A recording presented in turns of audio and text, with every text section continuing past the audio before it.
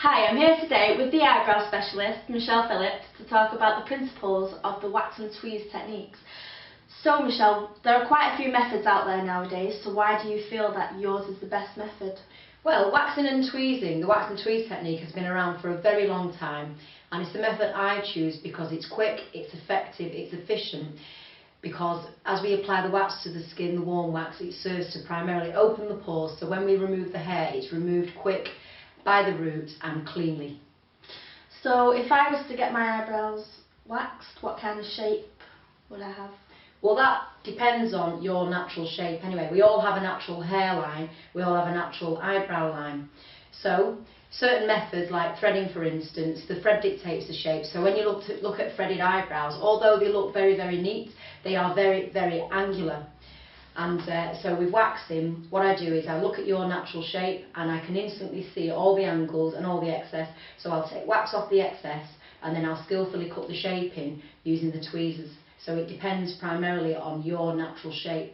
You shouldn't, if you look at all my before and afters on websites and pictures and all sorts of printed stuff that I've done, then you will see that all my eyebrow subjects, there's a lot of variation in the shape of their eyebrows. And it's very rare you'll see two the same shape because we are all individuals at the end of the day. So a lot of people tell me that it hurts, is that true? Right, well I wouldn't lie to you. Now it doesn't tickle, but it's not as painful as people anticipate it to be, especially when you're coming in for the first time. It's a bit like ripping a plaster off, but like I say, going back to the warm wax and referring back to that, it does serve to open the pores, so that's why it doesn't hurt as much as people think. But let's just explain that everyone has a different pain threshold, so what might hurt me won't hurt you, and vice versa. Also, different times of the month are a little bit more sensitive to a lot of women. For instance, just before or during or just after a period, then it will hurt a little, you'll be a bit more sensitive. But it's not primarily about the pain or the discomfort. I'd rather say the discomfort because pain just sounds painful, doesn't it? And it's not painful. But it's not about that, it's about your after effects really.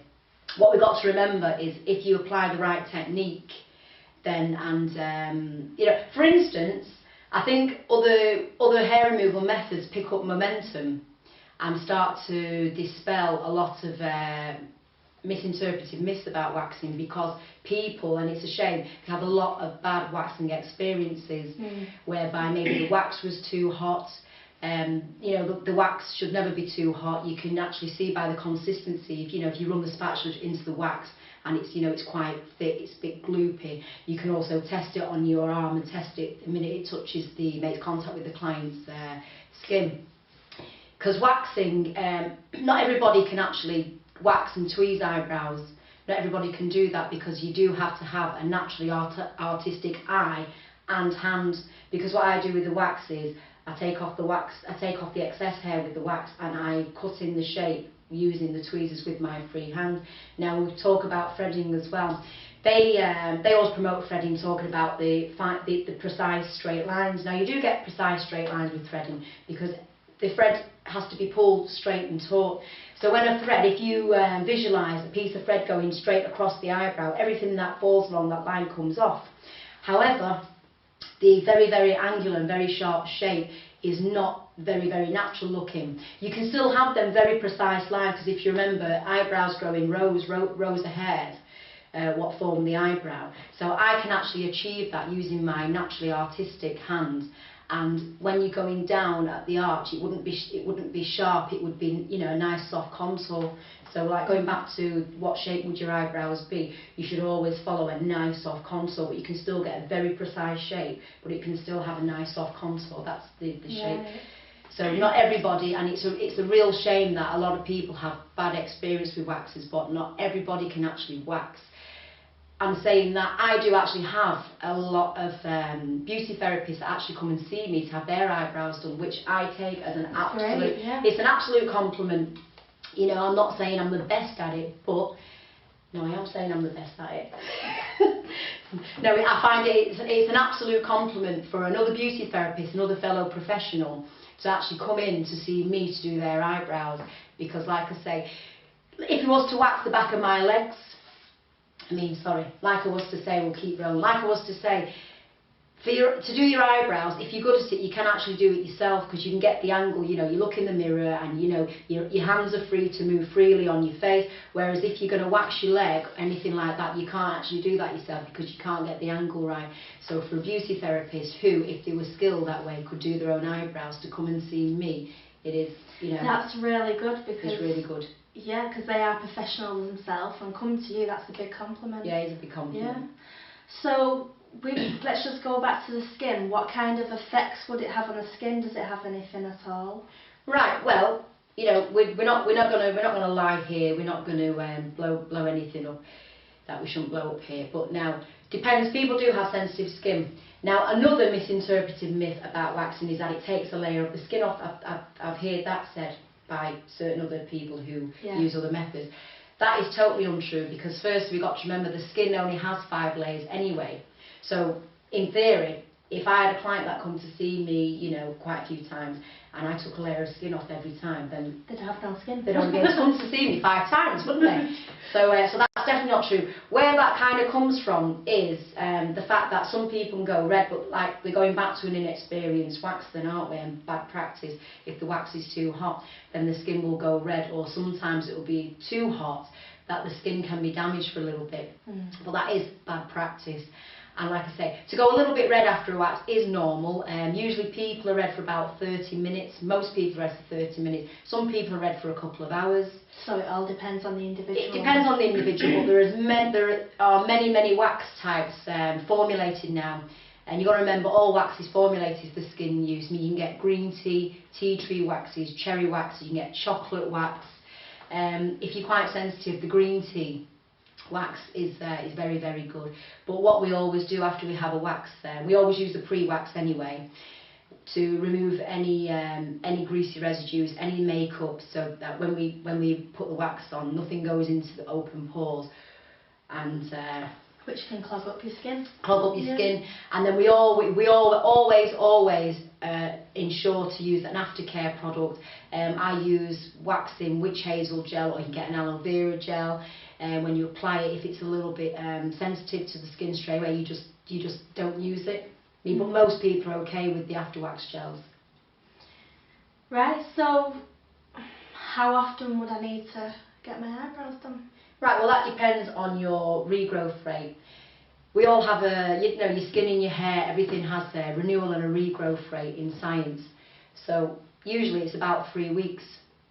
So whenever I feel like I need to come. Well, I have clients that come to see me every week, and they are quite obsessive though, and I do urge them not to, to try and resist coming, because there's not much for me to do, and it's a waste of your money and it's a waste of my time really. So about every 3 weeks. Some people's hair grows a little bit quicker than others. But usually after about 3 weeks the hair starts to grow, starts to look untidy again. So if you really want your eyebrows to look as neat as possible consistently, then you need to have them done about once a month, once every 3 weeks at least. That should be okay. So hypothetically I'm out shopping and I need to go and get my eyebrows done. How long is that process going to take? A good eyebrow treatment should take no less than 15 minutes really. Wax and tweeze should take no less than 15 minutes, because obviously you've got to go through the various processes of looking at the client, spotting the angles. I mean, you should be able to spot the angles straight away. We don't have to measure the nose with a spatula and the arch and that. Any good therapist who knows what they're doing should be able to look instantly and see the shape.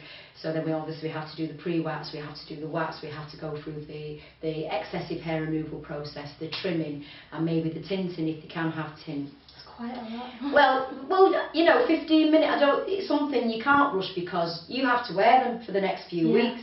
So if I ever am running late with clients, I'd rather just apologise to the next client that I'm running late. So at least you know that you're doing a fantastic job. Well, you see, it's your reputation at the end of the day. I'm only as good as my last set of eyebrows anyway. Always maintain that, and you should always learn something new every day. So if I rush, your eyebrows aren't right, you go outside, people say, oh, look at your eyebrows. They're on. Look at your eyebrows, right? Where did you get them done? Yeah. Michelle did them, right, we won't go there then. So really you should take pride in your work, and if ever you start getting bored doing any particular aspects of beauty, especially eyebrows, because to wax a leg all you're aiming to do is to take the hair off the leg. To do eyebrows you're cutting and carving out a shape. You really need to have an artistic eye, an artistic hand. So I wouldn't recommend less than 15 minutes, definitely 15 minutes at least. Fantastic. So also, I know I don't look like it now, but I like to use a sunbed. So can I go on the sunbed after my waxing? Well, I don't advocate sunbed use anyway, you know, from a health point of view, Yeah. but we won't get into that. But a lot of people do like to use a sunbed. So what I'd recommend, after you've had a wax treatment, because we've opened up the pores with the warm wax, we don't want to get the UVA or the UVB rays into the skin. Obviously it's dangerous and it's not recommended. You get irritation and obviously it can cause more serious things. So what I'd say to you, you do have to make sure your skin's, your pores are totally closed. So I'd recommend 24 hours After? You can still go on the sunbed, that's up to you, but I'd recommend not after waxing until 24-hour periods elapsed. Right, so it feels like I've had a lesson in eyebrows today. So if anybody's interested in finding out more from Michelle or maybe getting in touch with Michelle, then visit www.eyebrowsframeyourface.com.